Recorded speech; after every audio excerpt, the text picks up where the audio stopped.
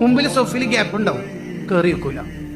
ഇപ്പം പ്രത്യേകിച്ചും ഫാനിന്റെ അണ്ടറിലൊക്കെയാണ് പലരും നിൽക്കുക. എന്നിട്ട് അവര് കയറി വെക്കും. ഇയാളെ ഏറ്റവും കൂടുതൽ ഉപയോഗിക്കാൻ പറ്റുന്ന സ്ഥലം ട്രാഫിക് പോലീസ്. അതിന് പറ്റും. കാരണം മൂപ്പര് അതിനാണ്. കാരണം അതിന് മെയിനായിട്ട് അതാ വേണ്ടത്. അതിന് പറ്റും.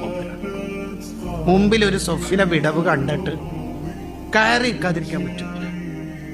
തൊബറാനി ഇമാം ഉദ്ധരിക്കുന്ന ഹദീസിൽ കാണാം, സൊഫിലെ വിടവ് കണ്ട് കയറി നിന്നാൽ അയാൾക്ക് സ്വർഗത്തിൽ വീടുണ്ടെന്ന് നബിയുനാ റസൂലുള്ളാഹി സ്വല്ലല്ലാഹു അലൈഹി വസല്ലം.